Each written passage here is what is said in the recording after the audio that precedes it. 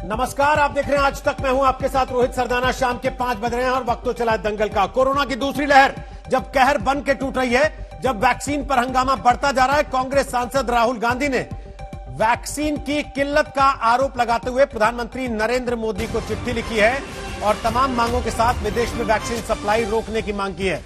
लेकिन इस वक्त की बड़ी खबरें आपको बता दें कोरोना से जुड़ी हुई। एम्स के 22 डॉक्टरों को अब तक कोरोना पॉजिटिव पाया जा चुका है। 1 अप्रैल से अब तक 22 डॉक्टर एम्स के कोरोना पीड़ित हो चुके हैं। इनमें से 25% डॉक्टर ऐसे थे जिनको वैक्सीन की पहली डोज लग चुकी थी। कल ही गंगाराम अस्पताल के भी 37 डॉक्टर कोविड पॉजिटिव पाए गए थे। इसके अलावा आपको बता दें कि लखनऊ में भी केजीएमसी के कई सारे डॉक्टर कोविड पॉजिटिव पाए गए थे। तो डॉक्टर्स पर कोविड की दूसरी लहर कहर बनकर टूटी है। उत्तर प्रदेश सरकार ने इस बीच बड़ा फैसला लिया है कि निजी सरकारी दोनों तरह के दफ्तरों में 50% कर्मचारी आएंगे। छत्तीसगढ़ ने 10वीं की बोर्ड की परीक्षाएं स्थगित कर दी हैं क्योंकि कई शहरों में लॉकडाउन लगा हुआ है। अशोक गहलोत ने प्रधानमंत्री नरेंद्र मोदी को चिट्ठी लिखकर आगाह किया कि उनके पास राजस्थान में केवल 2 दिन का वैक्सीन का स्टॉक बचा है। उन्हें कम से कम 30 लाख और वैक्सीन की दरकार है।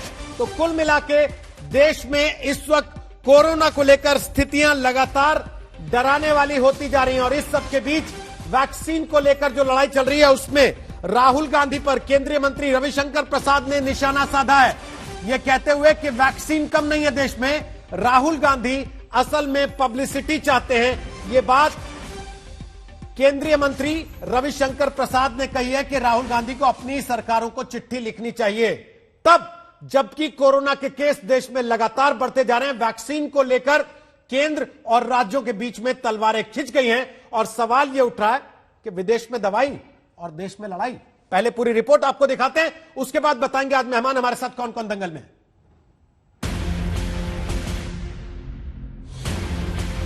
कोरोना की लहर जब पहले से ज्यादा खतरनाक है, तब देश में वैक्सीन के नाम पर सियासी लड़ाई शुरू हो गई है।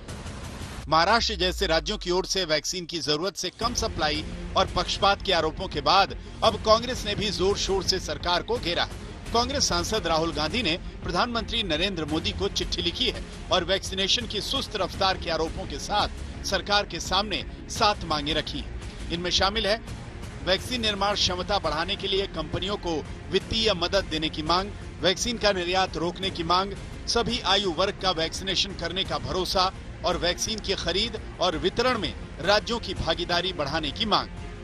वैसे राहुल के सीधे हमले के बावजूद स्वास्थ्य मंत्री हर्षवर्धन मानने को तैयार नहीं है कि वैक्सीन की कोई किल्लत है।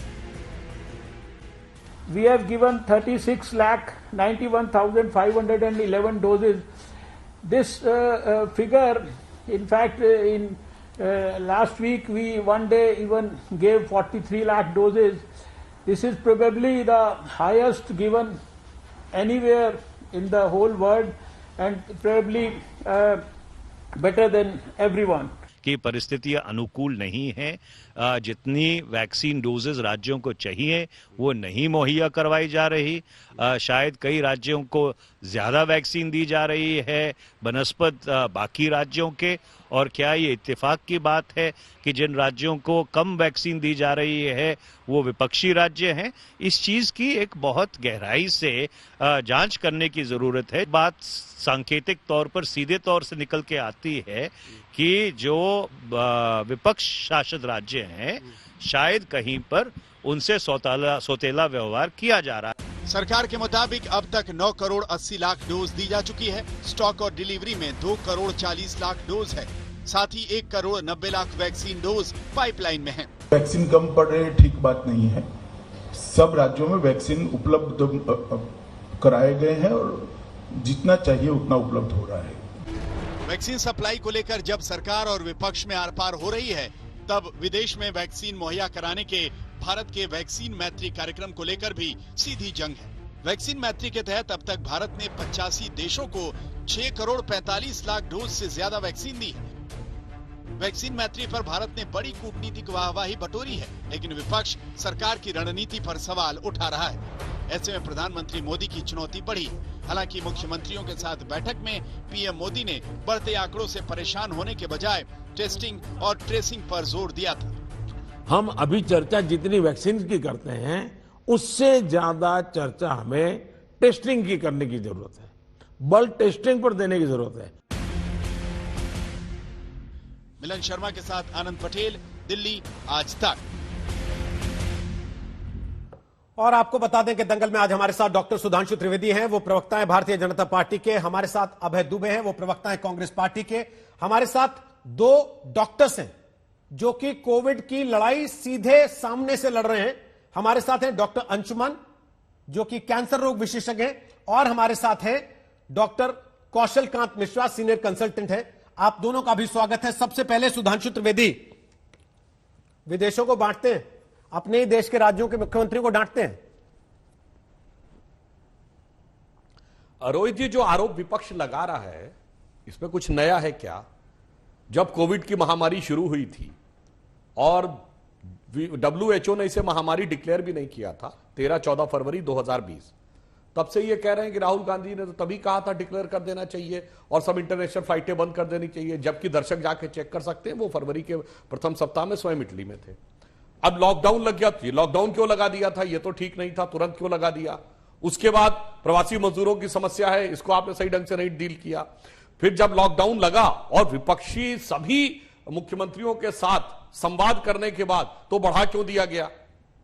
उसके बाद जब लॉकडाउन लंबा चला, अर्थव्यवस्था वो कमजोर हो रही है, क्यों नहीं लॉकडाउन हटाया गया? जब लॉकडाउन हटा दिया गया तो ये अरेंजमेंट क्यों नहीं किए गए? 15 अगस्त को जब प्रधानमंत्री जी ने कहा कि अगले वर्ष की शुरुआत तक वैक्सीन आ जाएगी, कैसे आ जाएगी? इतनी जल्दी तो आ ही नहीं सकती। जब 2 वैक्सीन की घोषणा हो गई, जी ये तीसरे ट्रायल के हमें डिटेल्स क्यों नहीं दिए गए? ये क्यों किया जा रहा है?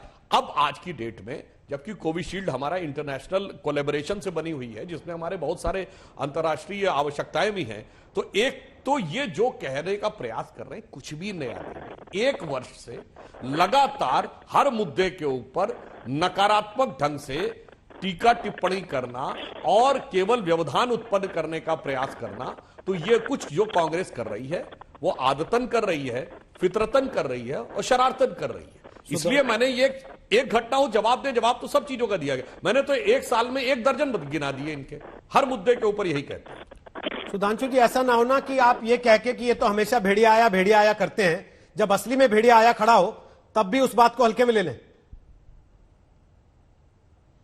आप देखिए, असली भेड़िया आया कि हम जहां तक बात कहें, हम किसी के ऊपर कोई दोषारोपण नहीं करते, परंतु आज एक यथार्थ है कि सबसे अधिक इस वर्तमान जो सेकेंड वेव में समस्याग्रस्त राज्य है वो है महाराष्ट्र, और दूसरे नंबर पे है छत्तीसगढ़।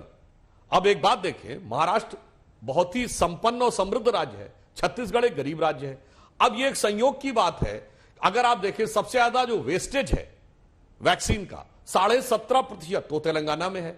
अब क्या ये बातें अगर हम आरोप प्रत्यारोप करें तो यह आरोप के लायक है या यह महज संयोग है? हम तो ये सब आरोप नहीं लगा रहे हैं।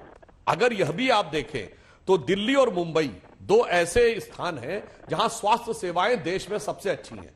जब कोई भारत में समस्या आती है, किसी को इलाज कराना, भाई दिल्ली जाएंगे, मुंबई जाएंगे, और मुंबई कुछ मामलों में तो दिल्ली से भी बेहतर है। तो जहां स्वास्थ्य का इंफ्रास्ट्रक्चर सबसे अच्छा है, जो सबसे समृद्ध और संपन्न राज्य है देश का, जहां देश की औद्योगिक राजधानी है, तो वहां पर सबसे बड़ी समस्या है। अब हम ये नहीं जा रहा कि वहां की सरकारें आपस में क्या कर रही हैं, हम उस आरोप प्रत्यारोप में नहीं जा रहे हैं कि सरकार का ध्यान किसी और चीज पे ज्यादा है या वैक्सीन पे ज्यादा है, हम इससे उस आरोप पे भी नहीं जा रहे हैं। और ये जो आरोप लगाते हैं, एक छोटा सा उदाहरण, 1,06,00,000 के आसपास महाराष्ट्र को दिए गए।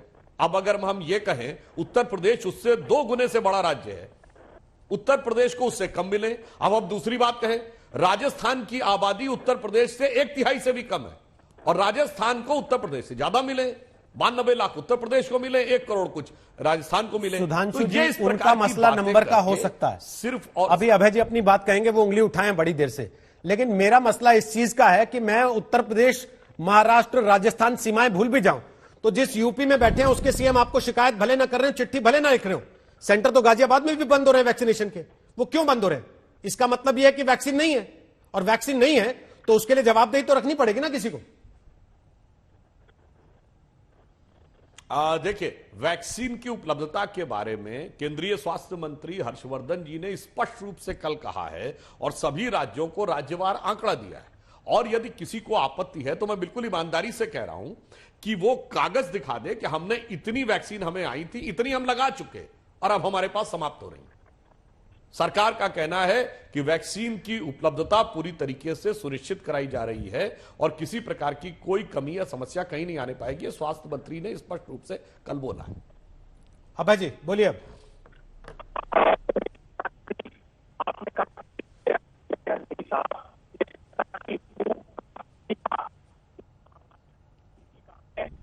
सर आवाज ही नहीं आ रही है आपकी, कुछ तकनीकी दिक्कत है। माइक्रोफोन को थोड़ा ठीक कीजिए ना सर।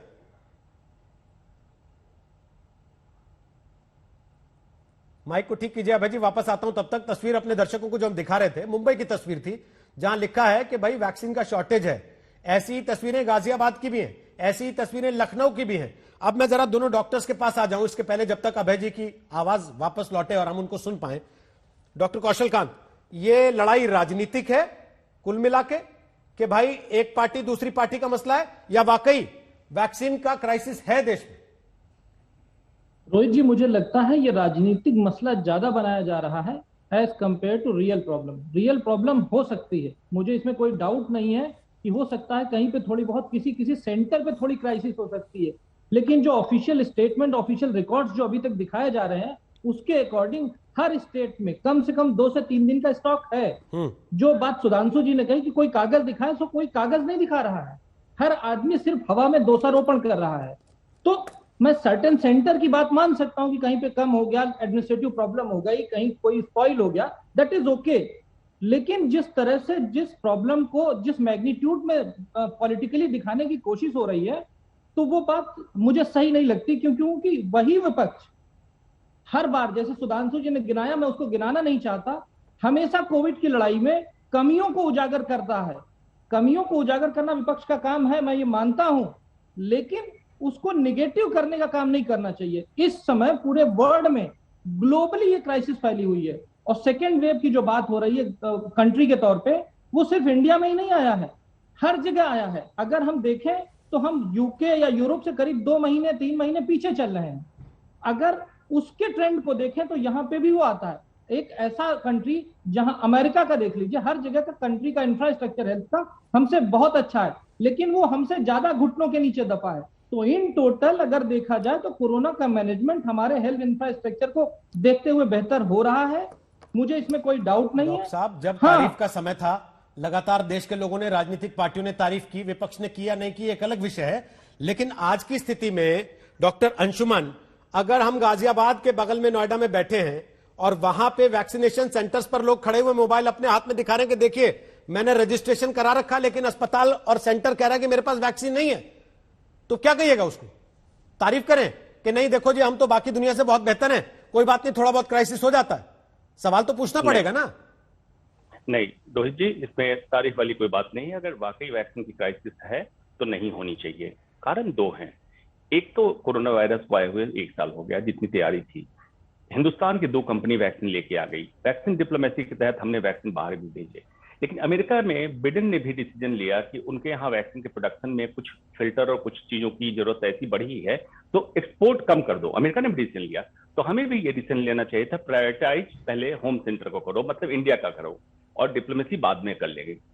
वैक्सीनेशन की स्पीड की जहां तक बात है, स्पीड बढ़ानी पड़ेगी। जो स्पीड है इसके रफ्तार से अभी हम 0.8% हिंदुस्तान की आबादी को वैक्सीनेट कर पाए हैं। वैक्सीनेट से मतलब जिनको दोनों डोज लग चुकी हो, तो इसकी स्पीड हमें बढ़ानी पड़ेगी, जिसके लिए टाइमिंग की जरूरत है और प्रॉपर कोऑर्डिनेशन। हमें राजनीतिक मसलों से कोई उलझना नहीं है। कोरोना एक राजनीतिक वायरस नहीं है, बहुत सेकुलर वायरस है।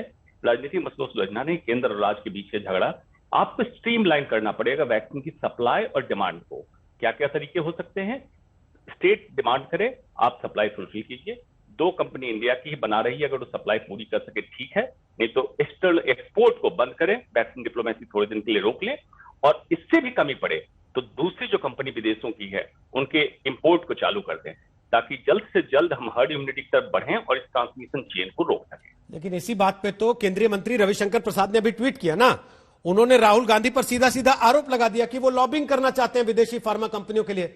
अभय दुबे आ गए। अभय दुबे बोलिए, अपनी बात पहले सुन नहीं पाए थे आपको, बोलिए। देखिए, मैं बहुत गंभीर विषय पर प्रकाश डालना चाहता हूं। जैसा भी डॉक्टर साहब ने बताया ये चिट्ठी सीरम इंस्टीट्यूट ऑफ इंडिया ने 2 महीने पहले प्रधानमंत्री जी और देश की सरकार को लिख दी थी।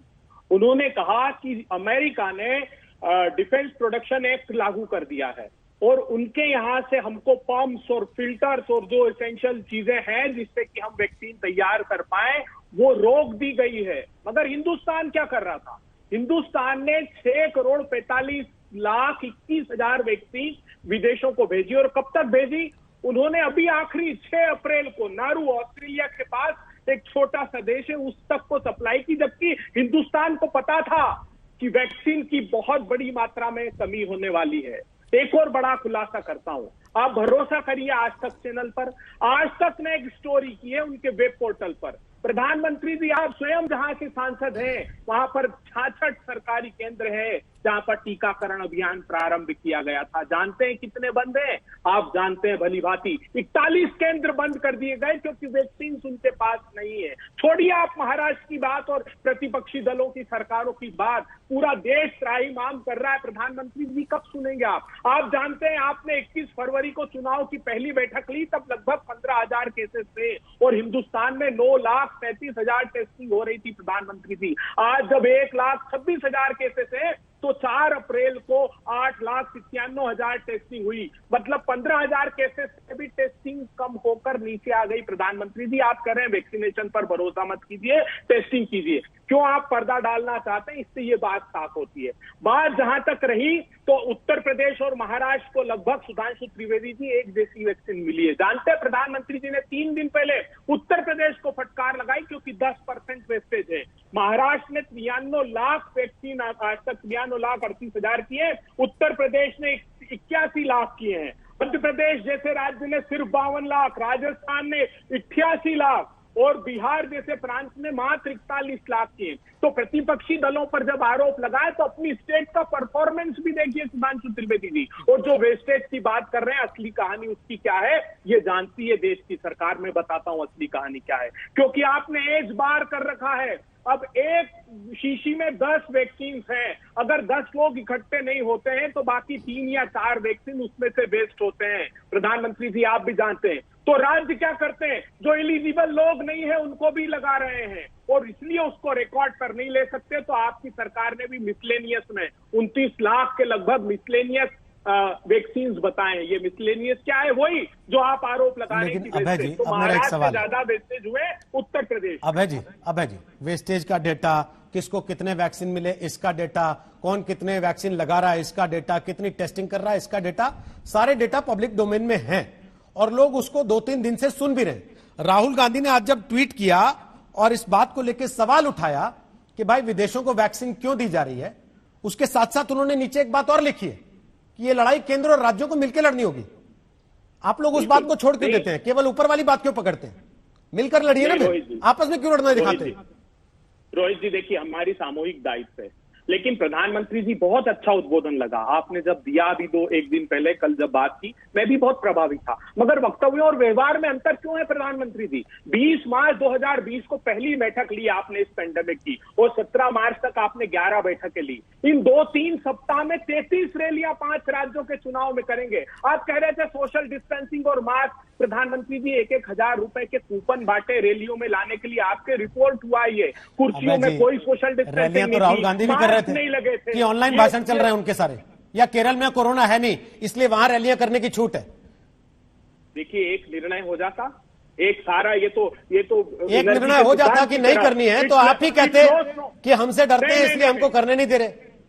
रोहित जी आप जानते हैं रैली की और प्रचार की पिपासा किसको है सबसे ज्यादा? ये समूचा देश जानता है। इस भयावहता के बाद अब मैं अब ये मत बोलिए कि राहुल गांधी केरल जा रहे हैं तो वो भागवत कथा करने जाते हैं, इस तरह से मत तो दिखाइए। क्या करे बताइए ना। राजनीति के हमाम में आप उतने ही नंगे हैं सर जितना दूसरे को नंगा दिखाना चाहते हैं।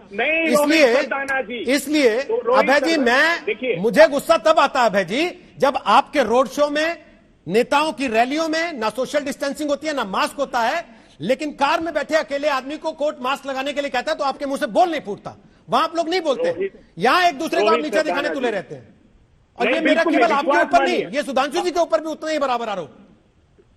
देखिए मैं दुखी और द्रवित कैसे वहां पे एक उदाहरण देखिए, आखिरी छोटा सा एक। हाँ बोलिए छोटा सा, फिर सुधांशु मध्य प्रदेश मध्य प्रदेश में आप जानते हैं शुक्रवार से लेकर रविवार तक 3 दिन लॉकडाउन किया, आज शाम 6 बजे जी। क्या ऑर्डर निकाला? सभी जिलों में दमोह को छोड़कर, क्योंकि दमोह में चुनाव है। अरे माफ कीजिए साहब, छोड़िए चुनाव को, लोग त्राइमाम एक एक सेंटर पर 25-25 लाशें हैं, सरकारें बता नहीं रही है, किसी भी राज्य की सरकार हो। मैं ये आग्रह करता हूं, आप ये चाहते हैं 5 राज्यों के चुनाव रद्द कर दिए जाएं? आप ये चाहते हैं 5 राज्यों के चुनाव रद्द हो जाए? देखिए माइक्रो लेवल पर आप प्रचार की अनुमति ये इलेक्शन कमिशन आप वहां जयपुर में रिजॉर्ट में ले जाकर रख रहे हैं असम से अपने विधायक उम्मीदवारों को, और मुझे ये बता रहे हैं कि साहब हम नहीं चाहते भीड़ भड़का हो। उनको रिजॉर्ट में रख रहे हैं ले जाकर, वो कोरोना से बचाने के लिए ले जा रहे हैं या बीजेपी से बचाने के लिए ले जा रहे हैं कि खरीद ना लें? भारतीय जनता पार्टी ने असम के हमारा जो साझा उम्मीदवार था उसको एब्डक्ट किया और उसको भारतीय जनता पार्टी ज्वाइन करा दी। क्या बात करते हैं? ठीक है सर, कोई बात नहीं। सत्ता की लूट में लगे हुए हैं। मेरा सवाल कोरोना को लेके है, वैक्सीनेशन को लेके है, और वैक्सीनेशन की प्रक्रिया में अगर कहीं कोई बंदर बांट हो रही है उसको लेके है। राजनीति को थोड़ा सा इससे बाहर रखना चाहिए। सुधांशु त्रिवेदी जवाब दे रहे हैं, उसके बाद मैं कौशल कांत जी और डॉक्टर अंशुमन के पास आ रहा हूं। बोलिए दीदी सुधांशु। देखिए, मैं कहना चाहता हूं कि चुनाव की प्रक्रिया कैसे होगी, चुनाव आयोग तय करता है। या तो यह तय हो जाता है कि रैलियां नहीं होंगी, या फिर चुनाव आयोग ने कहा था रैलियां होंगी तो सारी पार्टियां मिलकर तय कर लेती। परंतु मैं एक बात पूछना चाहता हूं, चुनाव में सभा और चुनाव में रैली तो चुनाव की मजबूरी है भाई जी। ये दिल्ली के बॉर्डर पर 5 महीने से बैठे हुए लोग, ये तो चुनाव नहीं चल रहा है। और किसके लिए बैठे हैं? वो जो एक्ट इस समय स्थगित है, और सरकार ने भी कह रखा कि अगर कोर्ट का निर्णय फेवर में भी आ जाएगा तो भी 1.5 साल नहीं करेंगे। और ये जो पंजाब में बड़ी बड़ी खाप पंचायतें, राजस्थान में बड़ी बड़ी खाप पंचायतें हो रही थी, और आप लोग खुद दावा कर रहे थे कि आपने 2 करोड़ लोगों के, किसानों के साइन करवा दिए। कितने की कॉन्ट्रैक्ट ट्रेसिंग की आपने? कोविड काल में 2 करोड़ लोगों के सिग्नेचर करवा दिए।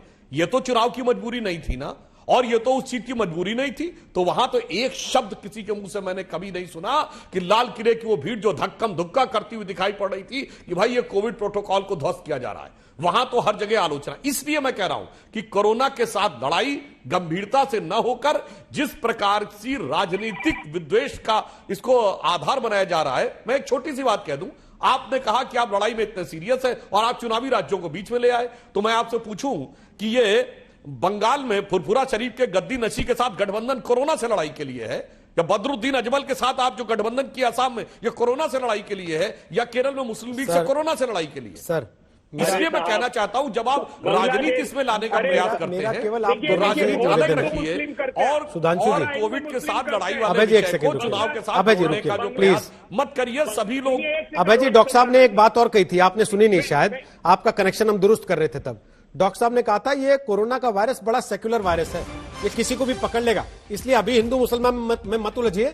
दिल्ली का इस वक्त बड़ा फैसला आ गया है। दिल्ली की सरकार ने ऐलान किया है कि दिल्ली के सभी निजी और सरकारी स्कूल अगले आदेश तक बंद रहेंगे। कोरोना के बढ़ते मामलों को देखने के बाद दिल्ली की सरकार ने यह फैसला किया है कि दिल्ली के सभी निजी और सरकारी स्कूल अगले आदेश तक बंद रहेंगे। इस वक्त जो झगड़ा चल रहा है वो वैक्सीन की उपलब्धता को लेकर चल रहा है कि वैक्सीन है या वैक्सीन नहीं है, वैक्सीन राज्यों को मिलेगी या वैक्सीन नहीं मिलेगी। ये राजनीतिक पार्टियों की, सरकारों की लड़ाई है। लेकिन आम आदमी के मन में जो सवाल आ रहा है वो वैक्सीन की विश्वसनीयता को लेकर आ रहा है। वो पूछ रहा है कि डॉक्टर्स को, हेल्थ के फ्रंटलाइन फाइटर्स को जब पहले दौर से वैक्सीनेशन हो गया तो एक के बाद एक लगातार डॉक्टर अगर कोरोना पॉजिटिव आ रहे हैं तो हम वैक्सीन लगवा के भी कहां जाएंगे? डॉक्टर अंशुमन, पहले आपके पास आ रहा हूं, फिर डॉक्टर कौशल कांत के पास। डॉक्टर अंशुमन, सवाल यह कि जब एक के बाद एक देश के बड़े बड़े अस्पतालों में, जहां लोग उम्मीद से जाते हैं कि यहां से जान बचा के ही लौटेंगे, वहां लाइन से डॉक्टर एक के बाद एक कोरोना पॉजिटिव आ रहे हैं, वो भी तब जब बहुतों को 2-2 डोज लग चुके, तो क्या लोगों का विश्वास, भरोसा वो वैक्सीन से डिगेगा नहीं? क्या कैसे भरोसा दिलाएंगे वापस?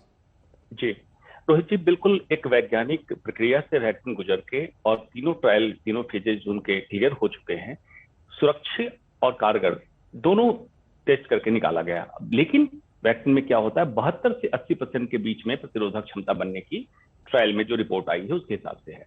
इसका मतलब ये है कि अगर वैक्सीनेशन आप लगा रहे हैं तो इसमें से अभी भी 20 से 30% लोग ऐसे बच जाएंगे जिनको प्रतिरोधक क्षमता जिनके अंदर नहीं बनेगी।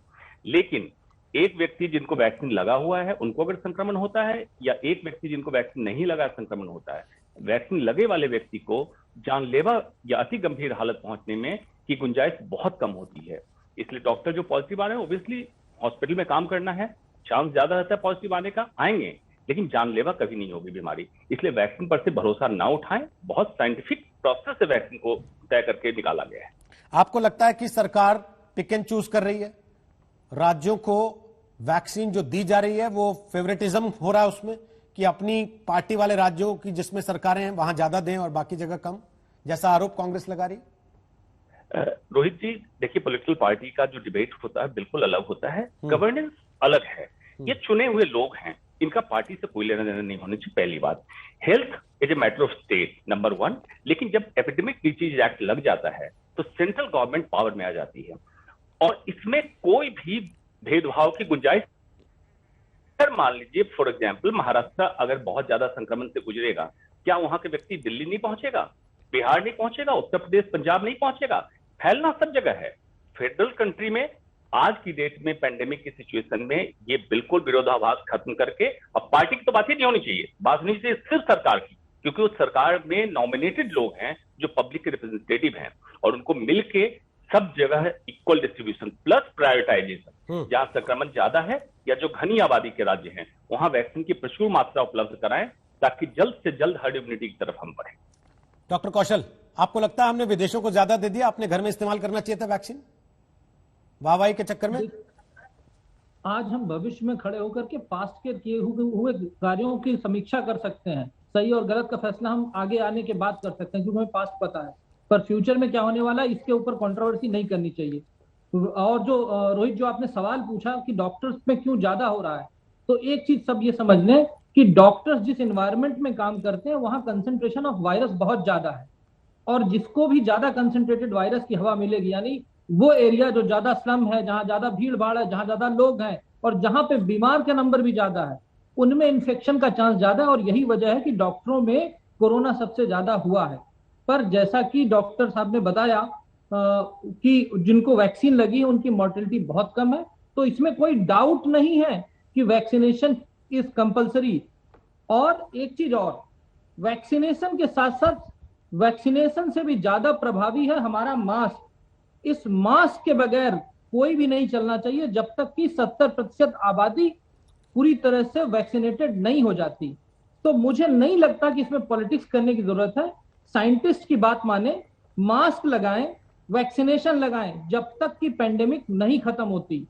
अदरवाइज ये मॉर्टेलिटी पूरे हिंदुस्तान में फैलेगी जैसे कि पूरे ग्लोब में फैली है। तो उसको बचाने के लिए प्रिवेंशन प्रिवेंशन प्रिवेंशन और प्रिवेंशन के लिए mask mask mask and vaccination. इसके साथ साथ मेरा अथॉरिटी से एक रिक्वेस्ट और है, जो आपने पॉइंट आउट किया कि कार में बैठे आदमी की तो चेकिंग हो रही है पर सड़क पे चलता हुआ आदमी वो मास्क नाक के नीचे लटका के चल रहा है, उसको कोई नहीं रोक रहा है। तो मुझे ऐसा लगता है कि एडमिनिस्ट्रेशन को एक्टिव रोल प्ले करना चाहिए और हर आदमी का मोबाइल पे चेक करे कि उसने वैक्सीनेट लगाया है नहीं किया है, और जो बिना मतलब के सड़क पे घूम रहे हैं उनके ऊपर पेनाल्टी लगनी चाहिए जब तक कि ये पीक खत्म नहीं होता। हमें स्ट्रिंजेंट और एक्टिव एक्शन लेना पड़ेगा अगर हम चाहते हैं कि हमारे देश की मॉर्टेलिटी कम हो। और एक चीज और बताना चाहूंगा कि हमारा देश की पॉपुलेशन बाकी सारे देशों से बहुत कम है। अगर हम उससे कंपेयर करेंगे और उतना ही स्प्रेड होगा तो यहाँ मॉर्टेलिटी बहुत बढ़ सकती है। तो हमें ज्यादा सतर्क रहने की जरूरत है। एडमिनिस्ट्रेशन को और सरकार को पॉलिटिक्स से ऊपर उठ करके देश की जनता और देश की हेल्थ के बारे में सोचना पड़ेगा। क्योंकि अगर जनता नहीं रहेगी तो पॉलिटिकल पार्टियां सत्ता किसके ऊपर चले करेंगी। लेकिन अल्टीमेटली नेक्स्ट इलेक्शन में आप सबको वोट चाहिए, तो आप सब मिलजुल के काम करेंगे तो शायद जनता ज्यादा खुश होगी। आपने मास्क को लेकर इतना जोर दिया, अब मैं अभय दुबे, सुधांशु त्रिवेदी, आप दोनों के पास फटाफट से आ रहा हूं जल्दी से, क्योंकि छत्तीसगढ़ के सीएम भूपेश बघेल हमारे साथ लाइव आने वाले हैं। उसके पहले सुधांशु जी, मास्क कार में बैठा आदमी लगा ले। प्रधानमंत्री जितनी बार सामने आते हैं वो खुद लोगों से अपील करते हैं कि मास्क लगाना चाहिए, लेकिन रैली में जब जाते हैं सामने हजारों की भीड़ होती है, ना कोई मास्क होता है, ना सोशल डिस्टेंसिंग होती है, ना आपकी पार्टी की तरफ से, ना स्थानीय प्रशासन की तरफ से, ना सरकार की तरफ से कभी इस चीज को लेकर कोई ताकीद की जाती है कि रैली में आ रहे हैं तो भी मास्क लगाइए और सोशल डिस्टेंसिंग का पालन कीजिए। उससे आम आदमी के मन में क्या संदेश जाएगा? देखिए, निश्चित रूप से मास्क बहुत अपरिहार्य है और जिस प्रकार की पब्लिक गैदरिंग में रहे तो वहां मास्क अवश्य रहना चाहिए। और इस समय के स्प्रेड में जो डॉक्टर कौशल कांत जी ने कहा, अंशुमान जी ने भी उस तरफ इंगित किया, स्प्रेड में एक बहुत बड़ा कारण एक लापरवाही भी हो गई है। लोगों के मन में एक ये फीलिंग आ गई थी कि ठीक है, अब तो कोरोना चला गया, अब तो वैक्सीन भी आ गई, सब कुछ ठीक हो गया। तो आप सामान्य रूप से सड़क पे चलते हुए लोगों को देखेंगे तो आधे से ज्यादा लोग मास्क नहीं लगाए रहते। आपके टीवी पर कई कार्यक्रम हुए जिसमें भारत के कई शहरों को दिखाया गया कि मुख्य चौराहों पे ज्यादातर लोग बगैर मास्क के घूम रहे थे। तो वैसी स्थिति रैली, शादी ब्याह, हर प्रकार के कार्यक्रम में हो रही थी। इसीलिए प्रधानमंत्री जी ने यह आग्रह किया है कि वैक्सीन अपनी जगह है, परंतु जब तक मास्क और कोविड के प्रोटोकॉल का हम पूरी कड़ाई से पालन नहीं करेंगे तब तक नहीं रुक सकता। क्योंकि वैक्सीन सिर्फ उसी व्यक्ति को बचाती है जिसने वैक्सीन लिया है, पर उसके हाथ पे, कपड़ों पे वो कैरियर तो हो सकता है ना। दूसरा व्यक्ति जिसने वैक्सीन नहीं ली उस तक वो बात पहुंच सकती है। उसका बचाव सिर्फ मास्क, सोशल डिस्टेंसिंग और लगातार हाथ धोते रहना है। तो इस प्रकार की चीज के ऊपर अधिक ध्यान देना चाहिए। और इसमें मैं ईमानदारी से कहता हूं कि सभी पार्टियों की रैली में इस चीज का उतना ध्यान नहीं रह पाता, क्योंकि वो एक ऐसा वातावरण बन जाता है जो उचित नहीं है और इस पे सबको ध्यान देना। सर, बाकी रखे ना रखें, आप तो रखवा लें अपनी पार्टी की रैली में कम से कम, उसके बाद तो दूसरे को कहने की स्थिति में हो। लोग तो पूछने लगे हमसे कि भाई साहब, जहां जहां चुनाव होता है वहां कोरोना नहीं होता, तो पूरे देश में एक साथ चुनाव करा दीजिए फिर। देखिए, हम ये बात इसीलिए तो मैंने तो पहले ही ये बात कही थी, चलिए चुनाव जहां हो रहा वहां तो रैली मजबूरी है, बगैर चुनाव के जहां रैलियां हो रही है खूब बड़ा बड़ा सोशल मीडिया दिखाया जाता है, इतनी भीड़ आ गई। किस लिए भीड़ बुलाई जा रही है भाई? किस पर्पज से बुलाई जा रही है? उसका तो ध्यान रखना चाहिए ना। रैली पे तो मैं कहता हूं, और रैली में तो जिस समय चुनाव हो रहा होता है तो बहुत कुछ आचार संहिता और नियम परिनियमावली तो चुनाव आयोग की लागू होती है। इस पे अगर कोई कठोर दिशा निर्देश देना है तो चुनाव आयोग दे और हम उसको पूरा अनुपालन सुनिश्चित कराने का प्रयास करेंगे अपनी पार्टी की रैली में। इस बात का हम आश्वासन देते हैं। ठीक है, अभय जी बोलिए अपनी बात। हाँ, देखिए, अभी कौशल जी ने कहा कि हमको पास्ट में जाकर नहीं देखना चाहिए। नहीं, ये तो वर्तमान की स्थितियां हैं। 16 जनवरी से हमारे यहाँ वैक्सीनेशन स्टार्ट हुआ और भाजपा की सरकार ने 21 जनवरी से विदेशों में भेजना प्रारंभ कर दिया। मैं एक गंभीर विषय को और रेखांकित करना चाहता हूँ। पेंडेमिक एक्ट है, सरकार कितनी सोई हुई है ये देख लीजिए। इस वायरस का म्यूटेशन हुआ है और रोहित जी, बड़ी मात्रा में आरटीपीसीआर इसको डिटेक्ट नहीं कर पा रहा। आरटीपीसीआर में नेगेटिव आ रहा है, लेकिन 45-50% तक कंजेशन है उसके लंग्स में, और हॉस्पिटल से एडमिट नहीं कर रहे हैं कोविड वाले। वो कहते हैं कि नहीं साहब, इनको कोविड नहीं हुआ है। तो ये गाइडलाइन तुरंत सरकार को जारी करनी चाहिए। और प्रधानमंत्री जी, आपसे हाथ जोड़कर आग्रह है कि आप चुनावों को 10% समय दीजिए। और बहुत गंभीर परिस्थितियां हो गई है, 90% आपकी सरकार का समय इस महामारी से निपटने के लिए दिया जाना चाहिए। जिन राज्यों में बहुत कमी है वैक्सीन की, उनको प्रोवाइड कराइए। आपकी सरकार ने ये डेटा जारी किया है कि किस राज्य के पास कितनी वैक्सीन है, कितने दिनों की बची हुई है। उसमें आंध्र प्रदेश में 1.2 डेज की है, उत्तर प्रदेश में 2.5 डेज की है, सिलसिलेवार ये जारी किया। तो आप खुद नहीं देखते क्या? आप इसका संज्ञान लीजिए और देश के इस पैंडेमिक में तत्परता से काम कीजिए। हम सब सामूहिक रूप से इस लड़ाई में आपके साथ। एक लाइन सुधांशु जी फटाफट से। अभय जी, वैसे तो मैंने तो अपने वक्तव्य में कोई राजनीतिक बात नहीं कही थी, पर एक बात कह दूं। आपके महाराष्ट्र के मंत्री ने बुधवार को कहा कि उनके पास 14 लाख वैक्सीन है और 10 लाख दी है सरकार ने, जो पर्याप्त है। आज शुक्रवार है, क्या 2 दिन में 24 लाख वैक्सीनेशन हुए हैं क्या महाराष्ट्र में? इसका जवाब महाराष्ट्र सरकार को देना चाहिए। अन्यथा आपके मंत्री का बुधवार का बयान और आज के बयान में कॉन्ट्रडिक्शन है।